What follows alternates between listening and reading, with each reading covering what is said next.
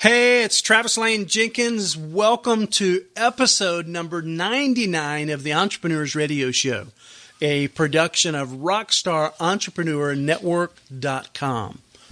Today I'm going to introduce you to rockstar entrepreneur Dr. Sabrina Schleicher. Now, Dr. Sabrina is the founder of Tap the Potential, America's leading rural business growers.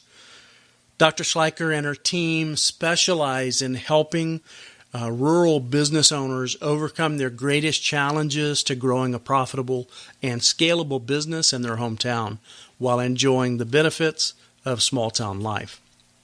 In our interview today, Sabrina is going to share her top 5 elements for building and scaling a business, which are very clever and have kind of a slight different twist on them, which, as you know, I love anything that's a deviation from the norm, right?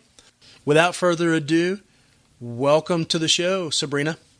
Well, thank you, Travis. I'm excited to be here. Oh, I am too. We've got a lot of things to talk about. And so early on, I told everybody that you're a doctor. And so I'm interested in you telling the story of how you've transitioned from the doctor to what you're doing now. So do you mind giving that backstory? Sure. No problem. So I have a doctorate in psychology from the University of Texas at Austin, and I was drawn to psychology because people fascinate me. Right. But another kind of the backstory behind that is when I was picking my career, I knew I wanted a career that would give me the freedom to work for myself, eventually, just because I had had different jobs. Some of them were great, some of them were not great. And I had seen my friends, my father in particular, and other just people struggling in jobs they didn't like, or dealing with coworker problems or problems with supervisors and bosses. And I just thought, boy, I want the freedom to be able to work for myself at some point if that's what I choose. And so got my doctorate in psychology, and then I was in Austin, Texas. All my friends were leaving after graduate school and moving out of Austin. And Austin's a fun place, but when all your friends leave, it's not so fun anymore. Right. And I had a job lined up in a private practice, and I just had this inkling that I wanted to have one more life adventure before I settled down. And I had been, I had heard about the National Health Service Corps, where they send practitioners like psychologists, nurses, physicians into rural, underserved areas where they don't have enough of those kinds of practitioners. Mm-hmm. And I thought, boy, wouldn't that be fun to go and do something like that for a couple of years, and in exchange get my student loans paid off because they were huge. And so my husband, he was my boyfriend at the time, I went to him and I said, there's a job opening in Riverton, Wyoming, and it qualifies for the National Health Service Corps, and I'm thinking about this, and I'm thinking it might be a fun adventure, and it's in the mountain area, and, it might be kind of nice. So long story short, we moved up here. I took the job. I really enjoyed the work that I got to do. This is a very underserved area. They definitely need mental health practitioners up here. But I had a bully boss. And he was, not just a bad boss. He was one of those real bullies. Okay. And I was in a bad position because we had moved up here. It was not like I could just quit my job and go down the street and find another job in my profession. It would mean moving again. Right. And so around that same time, I had heard about coaching. And I thought, coaching is a great way for me to use my skills as a psychologist, but in a different way. So I was working on the transition towards becoming a life coach. And eventually I did quit my job, and was very relieved to be out of that environment. It was a very difficult environment. If anybody's ever worked with a bully boss, right? It's just hard. Yeah, and yeah, I think a lot of us have had that experience. And so when I went into life coaching and opened a practice here, I found a lot of business owners seeking me out, and they were coming to me for work-life balance issues, just being very, as an entrepreneur and a small business owners, we work our tails off. Right. And that work-life balance piece is very hard. But what I was starting to notice is that there was more to the story than just work-life balance. What was really underneath it was that in a rural area, it's very hard to find and keep good employees. And a lot of these business owners were dealing with what I call the warm body syndrome, where you keep warm bodies around because you feel like, if I fire them or if I let them go or even discourage them from working here, I'm going to have to fill that position, and I don't know who I'm going to fill it with. Right. And then it's going to be me back there doing that work again. And along the same lines, what I was also hearing from them was that they're working 60, 70, 80 hours a week. They're in the business all the time, and they're doing those $10 an hour tasks. And it was very hard for them to do the work they needed to do on the business. So I decided, you know what, I need to buckle down, and I want to learn business coaching. And I want to use my skills as a psychologist to help these business owners not only grow their business and attract their ideal clients or customers, but also have the employees, the great employees that they need to be able to fill the opportunity that's right in front of them. Because in a rural area like ours, there's a lot of opportunity that business owners have right in front of them that they don't go after because they feel like, I don't want to be any busier than I am now. And they feel like it's all going to be on their shoulders.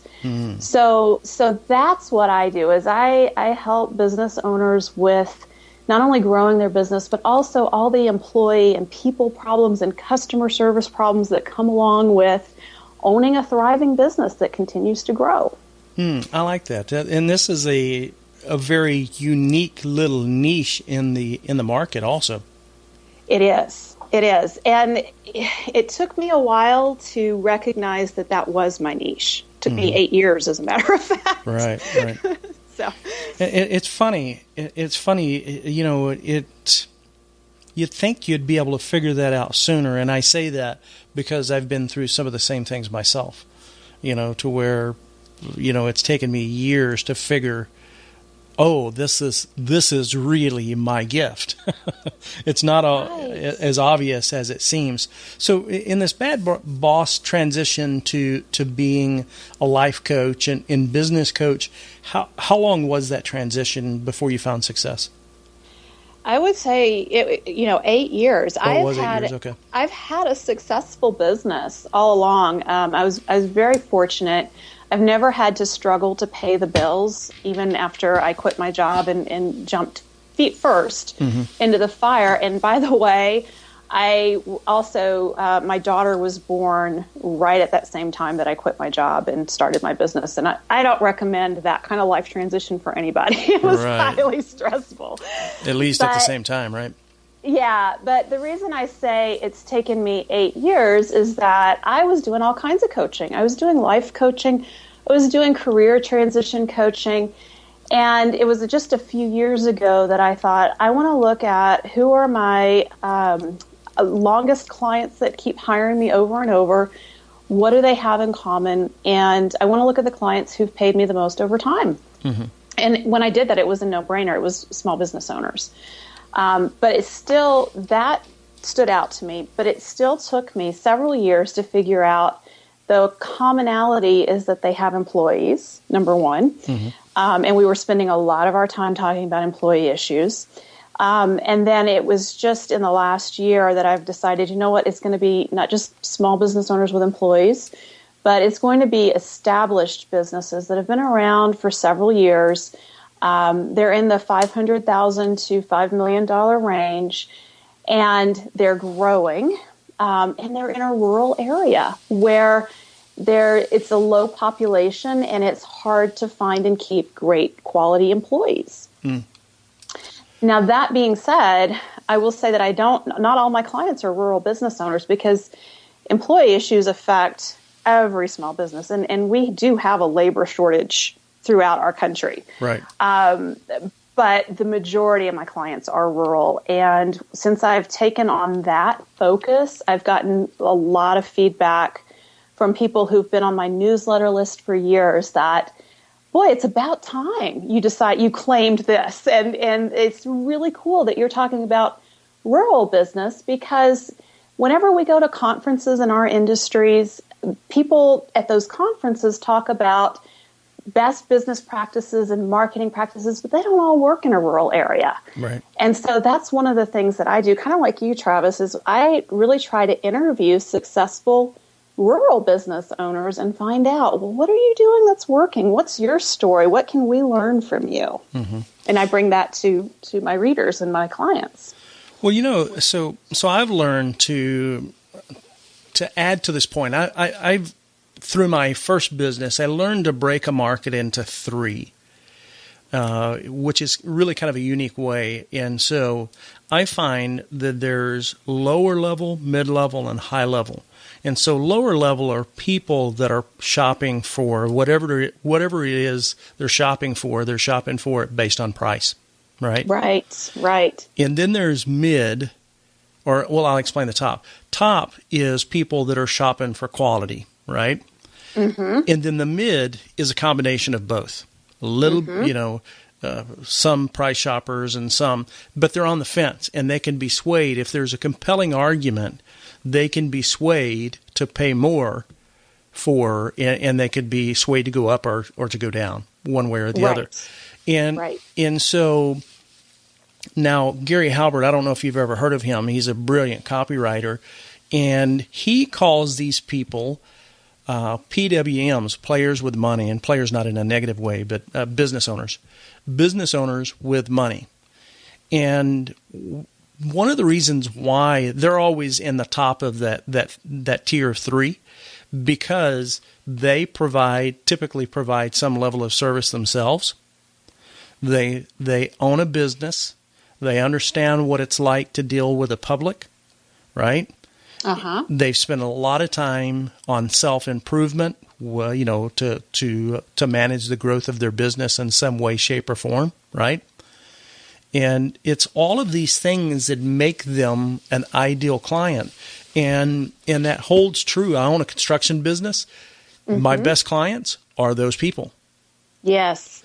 And because they get it. Yeah. I mean, they're the best people. They're the best chiropractic patients, because you give them instruction and they'll follow it. Right? Mm-hmm. And so it's really interesting that it transitions across virtually all industries. It's those group of people that are a sweet spot. So I think it's great that you've tapped into that. And it took you 8 years before you finally just reverse engineered all the people that you had been spending time with and come to realize that they are your most ideal avatar. Absolutely. And what's interesting to me is I as a psychologist, I'm fascinated with personality. And I like to help my clients use that in their marketing to really understand the heads and hearts of their ideal clients or customers. And also when it comes to finding their ideal employees, I think there's that right kind of profile, that personality profile and set of values. And it's different for every business. But in my own business, one of the things that I came to realize probably somewhere around year 4 or 5 is that one of the commonalities is that drive to learn. And that goes across the board for all of my clients who do one-on-one work with me. They want to improve. They want to learn. And they don't just do it in their business. They're doing it in all areas of their life. Right. Yeah, I completely agree with you. Now, one of the things that I notice that's a common problem with business owners is they make the mistake of hiring people they like rather than hiring the person that needs to fill the position. Yes, we all do that. Yeah, right. This isn't, you're not hiring somebody to barbecue with, right? You're hiring someone to run different aspects of your business. And quite often, we need left brainers to do certain parts of the projects or the business, right? And, now knowing that you come out of Austin, so as a doctor, my presumption would be left brain, but, Austin, there's a lot of right brainers that come out of Austin, right? I'm in Texas and I know Austin quite well. I love Austin, by the way. And so I have a strong suspicion that you're probably a right brainer. Which are you? Oh, I'm a left brain woman. You are? I mean, I stood out like a sore thumb in my graduate program. Ah, okay. And, that's the thing is, though, is that I fully believe that for us to really function at our best, we have to learn how to acquire the strengths of the people who are least like us. Right. And so I have very much learned how to be more right-brained and to use that part of my brain. And I operate my business in a lot of ways from my right brain.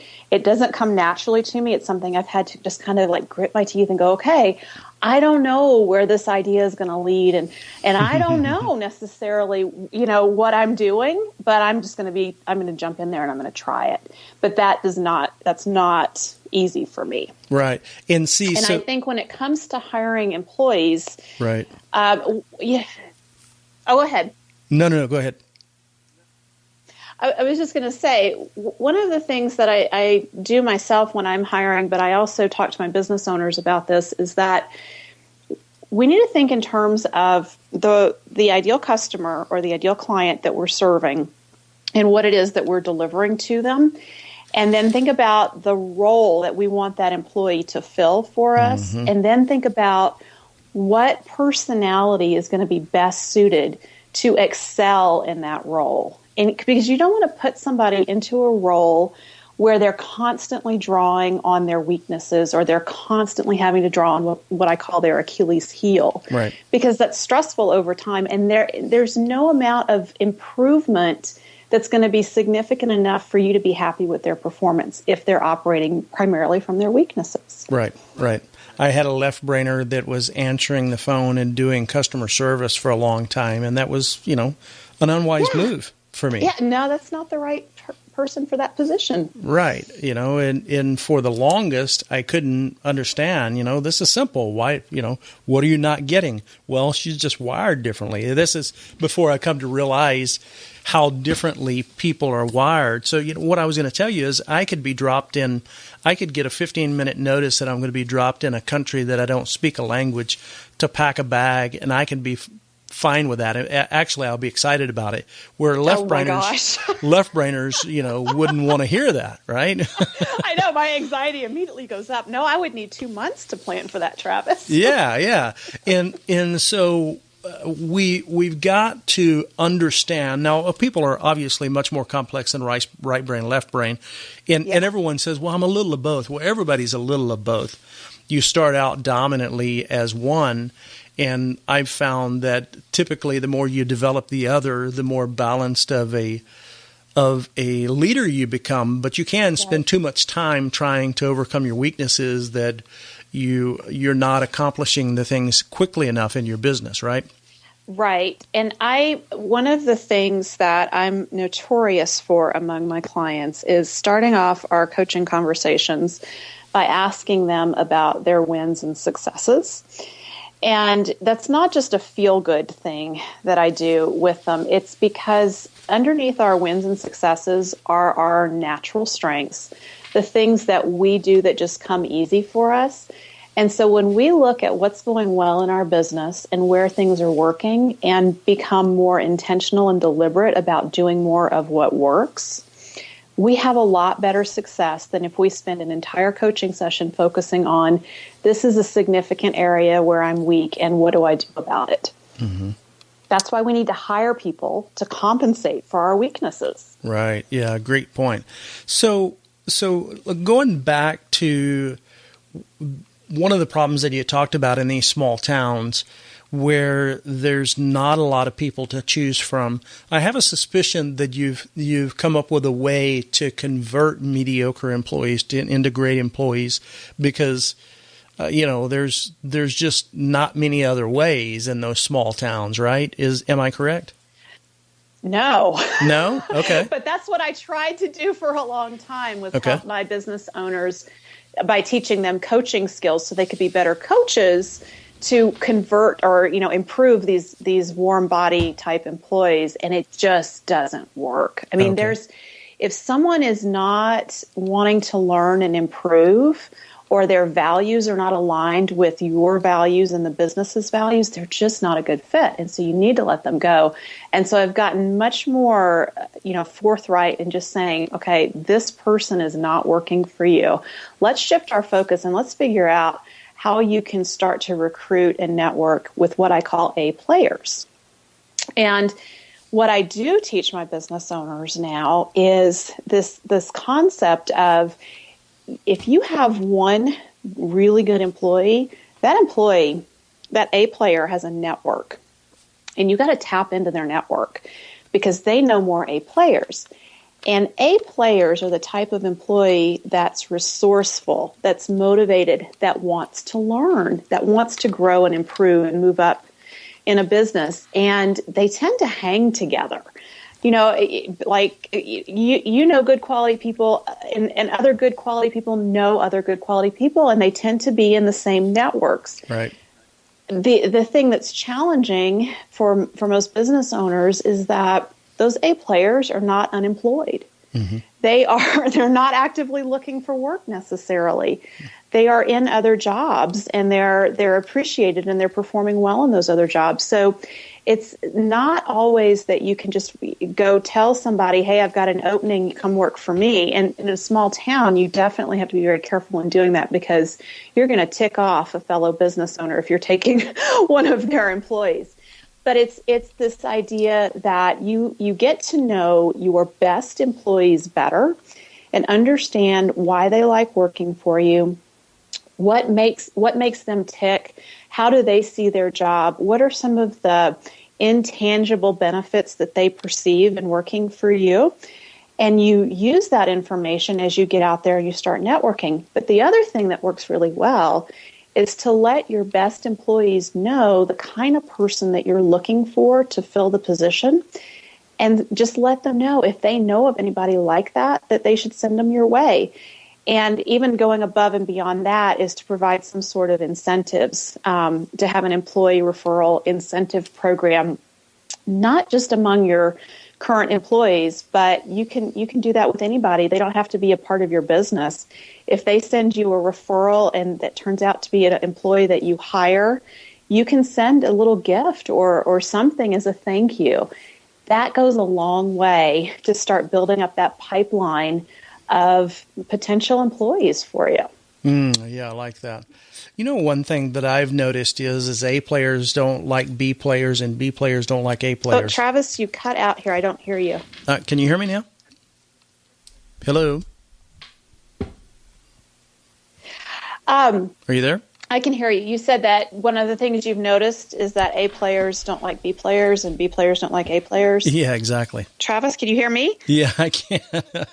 Hold on, let me dial you back real quick, okay? Okay.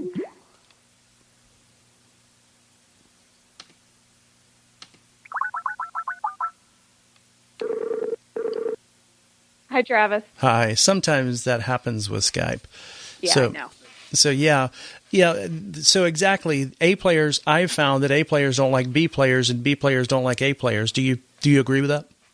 I wouldn't say that it's A players and B players so much as it is A players don't like C or D players, mm-hmm. and C or D players don't like A players.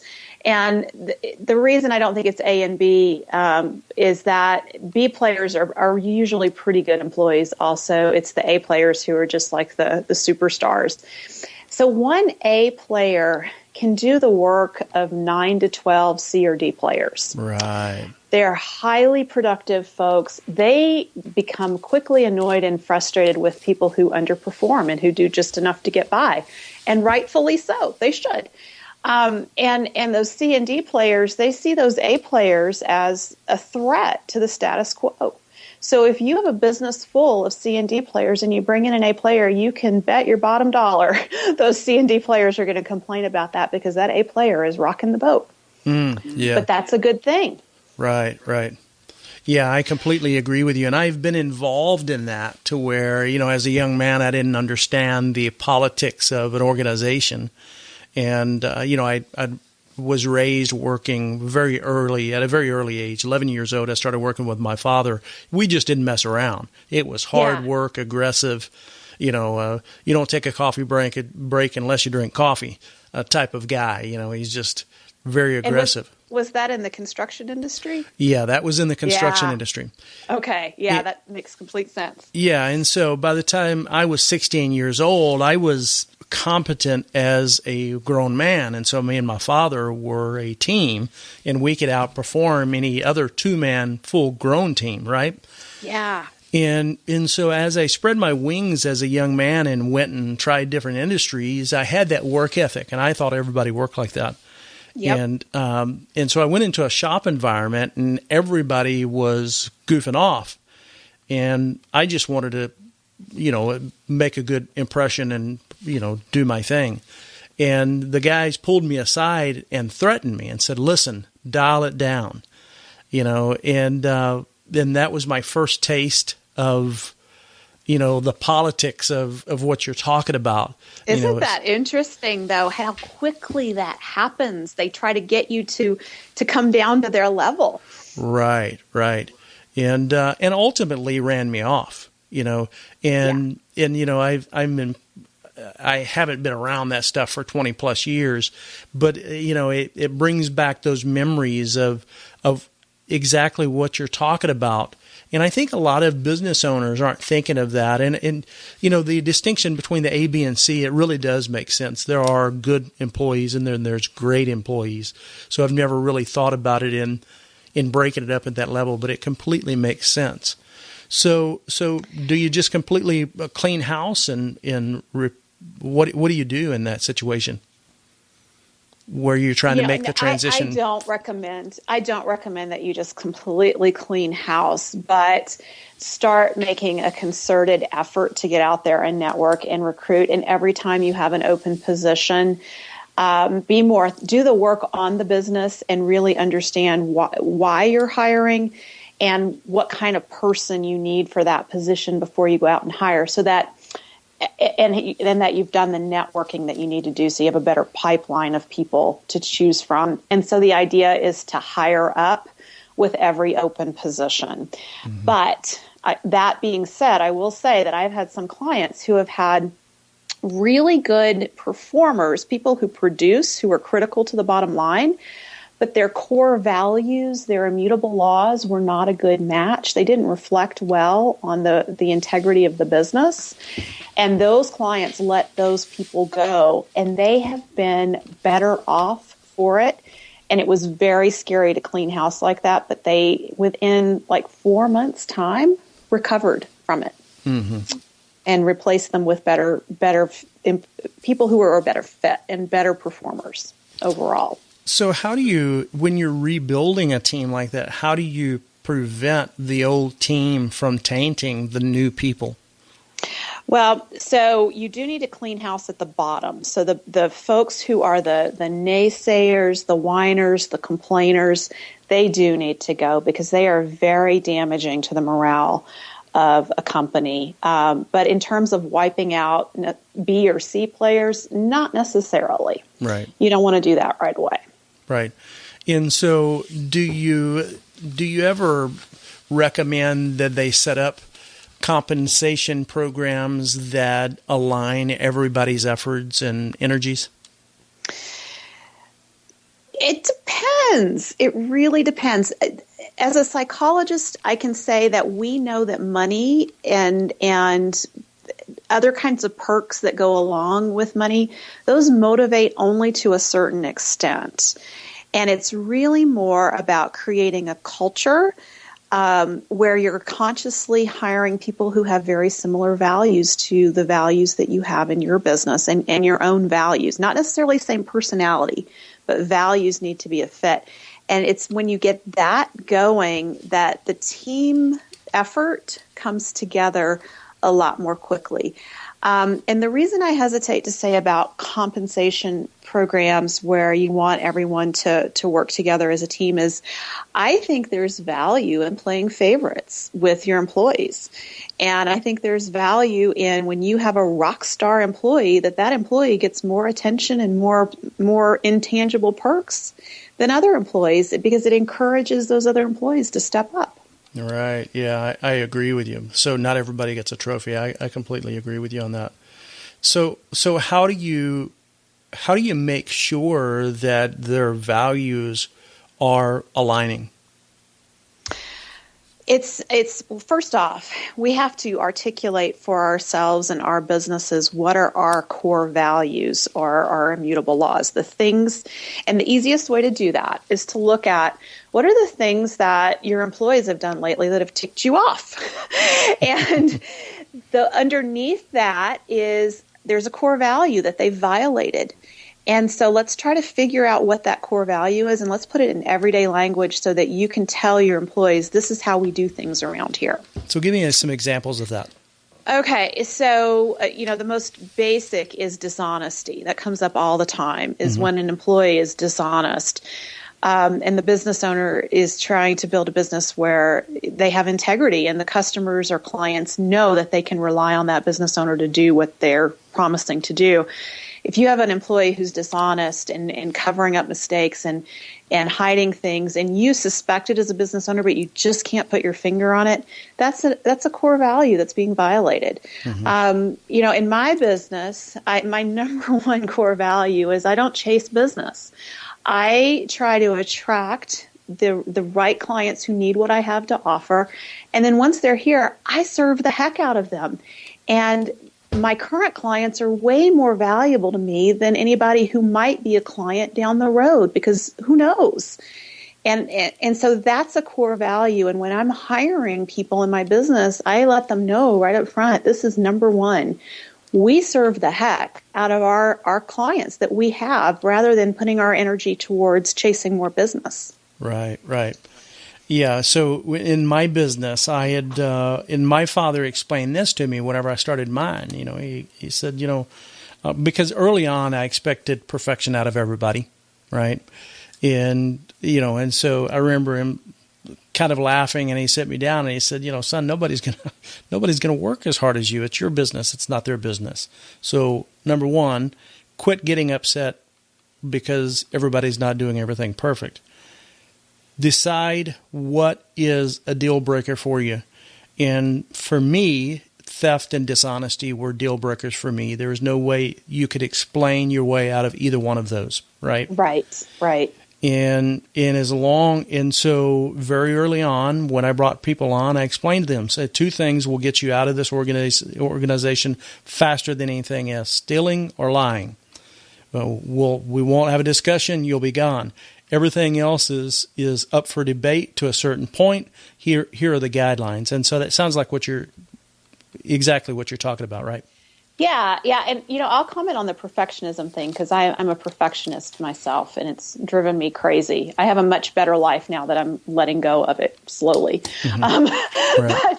But I used to have an immutable law or a core value around the details matter. And I quickly let go of that because I realized that if I hire someone and I tell them the details matter, the details that matter to them are going to be different than the details that matter to me. So I really wanted them to focus on the right details. And in my business, it's about taking care of our clients and their major challenges and their needs. And so the details matter when it comes to that.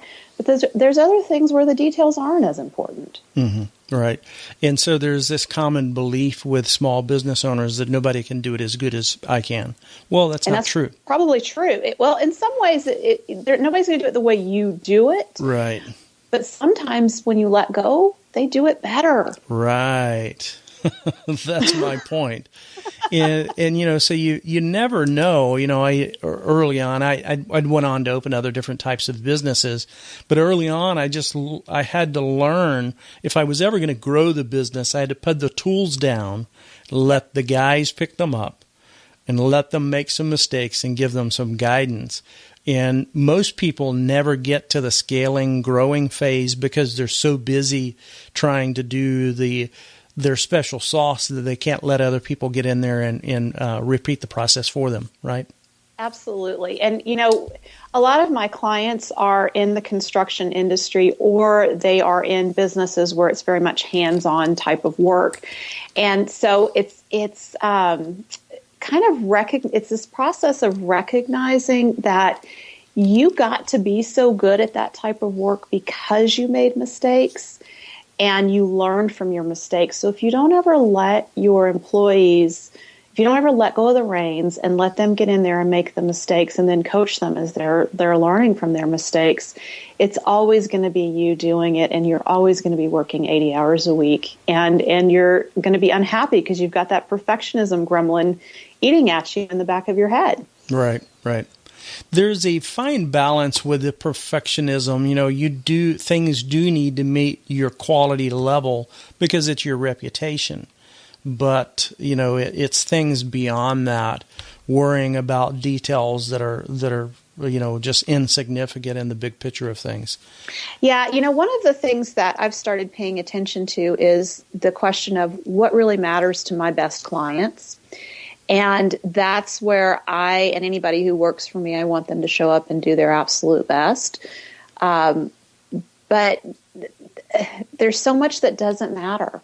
And we've got to be able to let that stuff go. Right. So what else do you focus on with your clients that help them improve their business? I really like the 80-20 principle. Yeah, I do too. I love the 80-20 principle. Yeah, I do too. And so, for those who might be listening who haven't heard this before, you can count on that in most businesses across the board, 20% of your customers are going to be responsible for 80% of your revenue. And so for my business, that was revolutionary in terms of getting me to quit trying to serve everybody who approached me and coming up with an offering that was going to fit their need, and really zero in on my best clients and what their needs are. So when I go into a business and start working with business owners, a lot of times they resist the 80-20 idea, even though it's pretty common knowledge out there in the business world. We always think our business is somehow different, but it's not. Right. It's not. And so I like to get them looking at their numbers and looking at revenue from the last 24 months and what percentage of clients have been responsible for about 80% of that revenue over the last 24 months.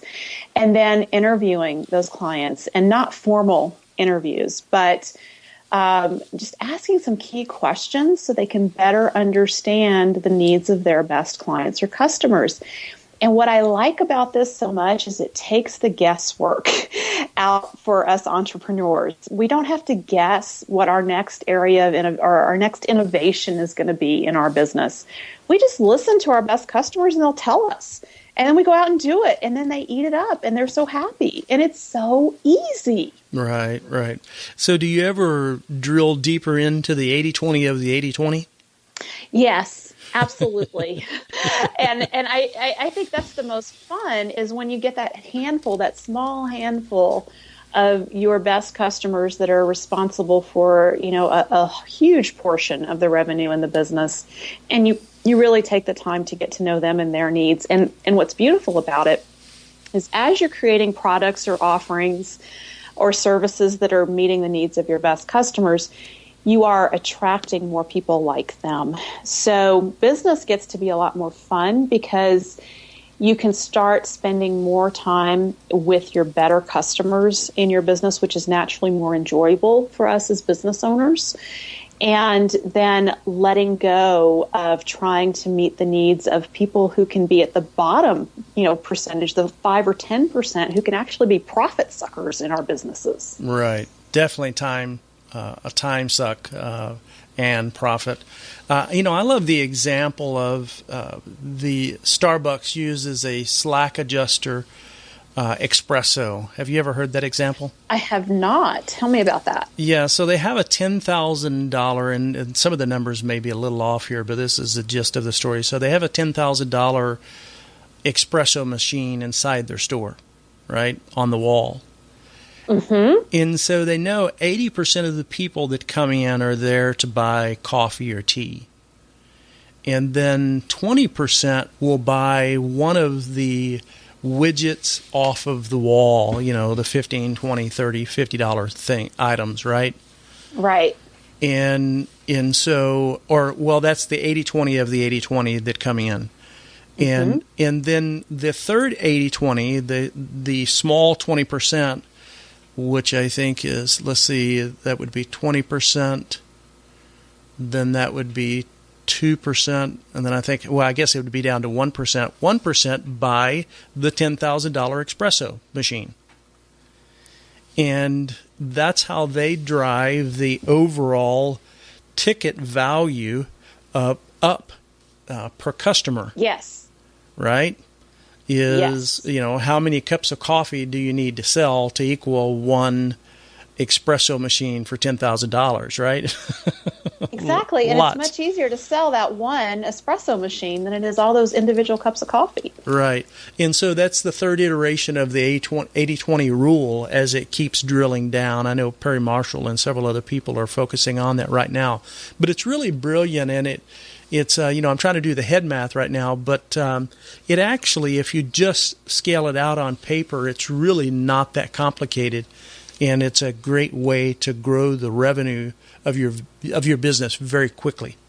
Absolutely, absolutely. And I think Perry Marshall as you started talking about that, I do remember that example. I've heard it somewhere, and Perry Marshall calls that racking the shotgun, and seeing who turns their head. And I've started doing that more in my own business. And an example is I send out a newsletter biweekly. And in the last edition of my newsletter, I had an article in there called The Secret, not just but The Secret to Time Management for Small Business Owners. And I based it off of a chapter in Perry Marshall's book on the 80-20 principle when it comes to time management. And in there, I put a little incentive at the bottom of the article, a drawing that I was going to do a giveaway for Perry Marshall's 80-20 book. And so my assistant read that, and she said, "This is really great, but I think what you're asking people to read this, and then they have to email you, and then you're entering them in a drawing, and then they have to even be entered in the drawing, they have to follow up with you the following week to tell you they did what they said they were going to do." And I said, "Absolutely.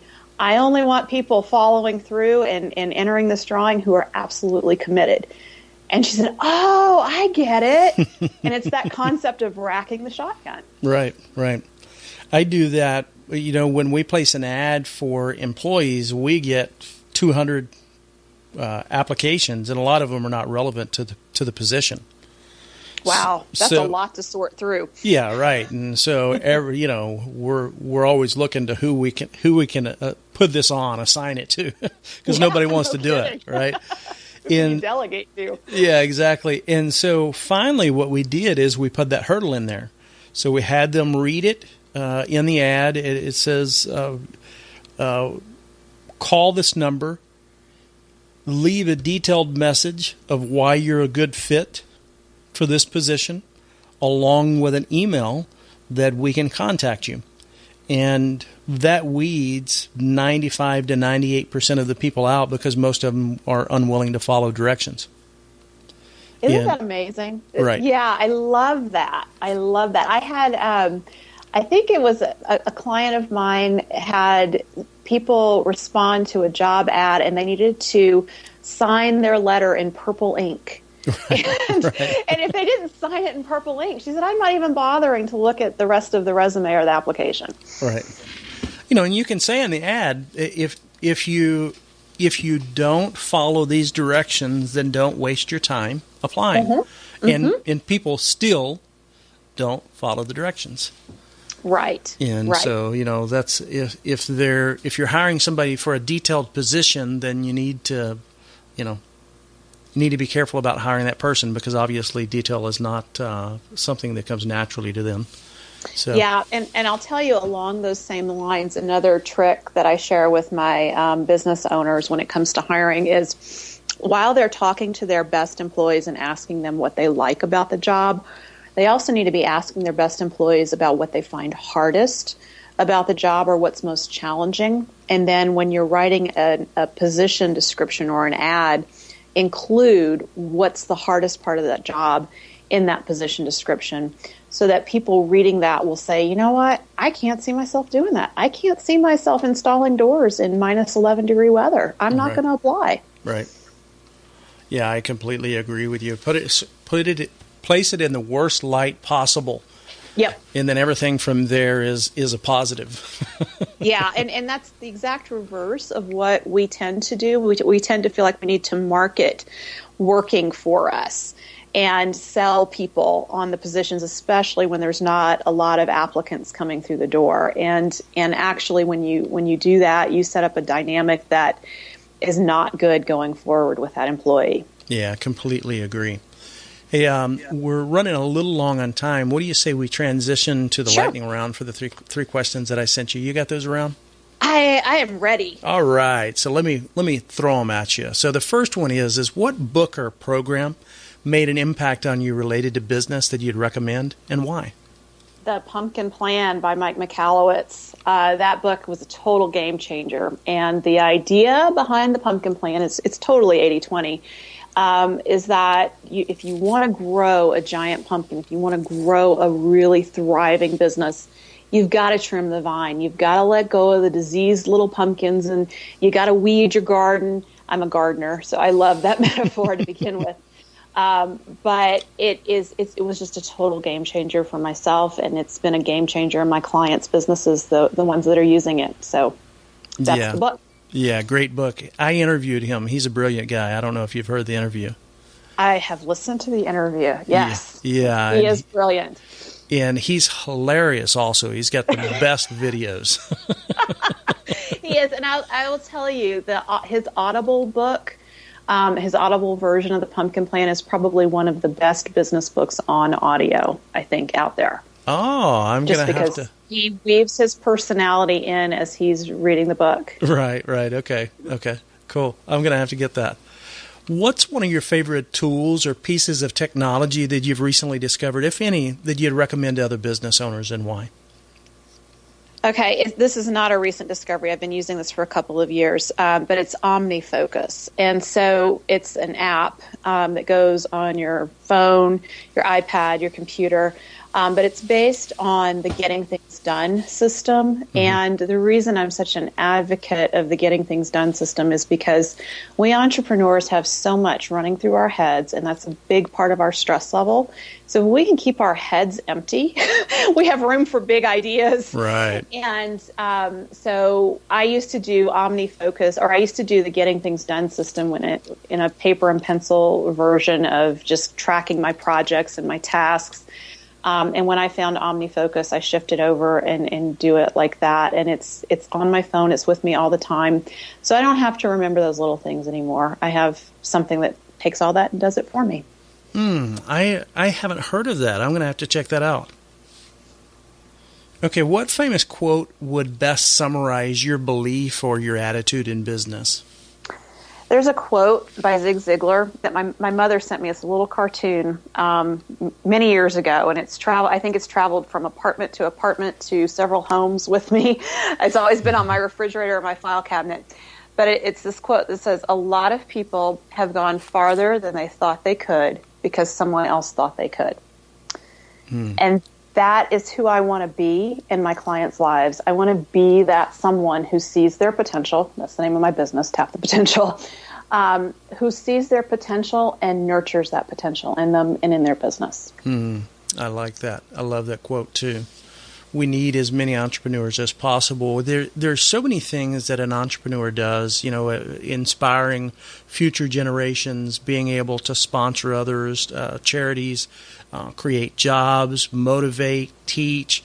There's just so many dimensions to what an entrepreneur brings to their local community that we just need as many people like you doing what it is you're doing. So, thank you. A wonderful interview, lots of great information. How does everybody connect with you? The best way to reach me is to go to my website, which is tapthepotential.com. And there's multiple ways to get in contact with me there. And by the way, there's also a free gift available on the website, 5 secrets to getting exceptional performance from your employees. So it's a little video training. And I highly recommend it because payroll is our biggest expense typically in a business. And if you're not getting the best out of your employees, you're losing money.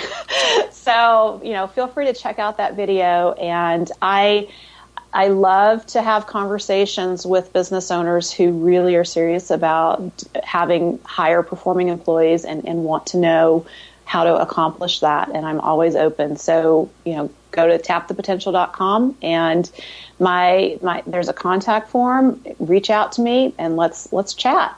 Excellent. Thank you for that. Listen, remember, guys, that you can find all the links to the books and the resources mentioned in the show in the show notes. Just go to rockstarentrepreneur.network.com.